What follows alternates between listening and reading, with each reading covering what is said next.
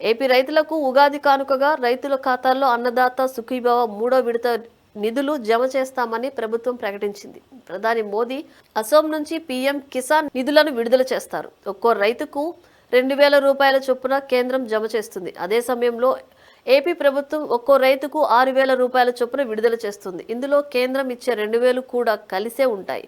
రైతులు ఈ డబ్బుతో ఎరువులు, విత్తనాలు కొని పంటలు పండించి ఆదాయం పెంచుకోవచ్చు. రైతులు సుఖంగా ఉంటే రాష్ట్రం సుఖంగా ఉంటుంది.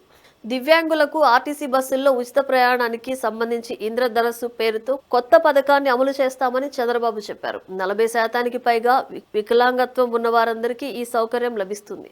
దివ్యాంగులు ఉచితంగా బస్సుల్లో ప్రయాణిస్తూ తమ గమ్య స్థానాలకు వెళ్లగలరు. తమ కెరీర్ ని మరింత వేగంగా డెవలప్ చేసుకోగలరు. ప్రస్తుతం వారికి బస్సుల్లో టికెట్ ధరపై 50% వరకు రాయితీ ఉంది. ఉగాది పండుగ రోజు నుంచి 100% రాయితీ ఉంటుంది. ఇది వారి ఆత్మవిశ్వాసాన్ని పెంచుతుంది. ఆంధ్రప్రదేశ్ రాష్ట్రంలో 6 లక్షల సోలార్ రూఫ్ ట్యాప్లు ఏర్పాటు చేయడమే లక్ష్యమని సీఎం చంద్రబాబు కలెక్టర్ సదస్సులో ధృవీకరించారు.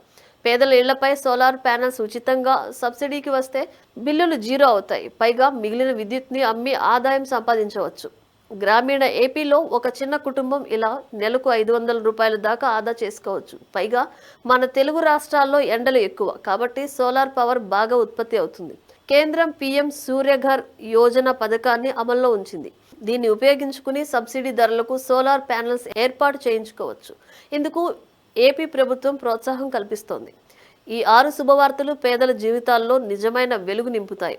ఏపీ నుంచి బెంగళూరు, హైదరాబాద్ లాంటి ప్రాంతాలకు వెళ్లిపోయి వలస కార్మికులుగా జీవిస్తున్న వారు తిరిగి ఏపీకి వచ్చి స్థిరపడే ఛాన్స్ ఉంటుంది. అలాగే రాష్ట్రం అభివృద్ధి, సంక్షేమంలో మరో అడుగు ముందుకు వేసే వీలు ఉంటుంది.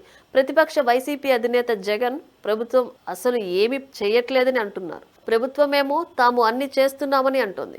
ఏది నిజం అనేది ఎన్నికల్లో తెలుస్తుంది. నిజంగానే ఇలాంటి కార్యక్రమాలు పక్కాగా అమలైతే ప్రజలు కూడా హర్షిస్తారు. అదే అమలు కాకపోతే ప్రభుత్వాన్ని వ్యతిరేకిస్తారు. ఇదివరకు వైసీపీ, అంతకుముందు టీడీపీకి ఈ అనుభవం ఉండనే ఉంది.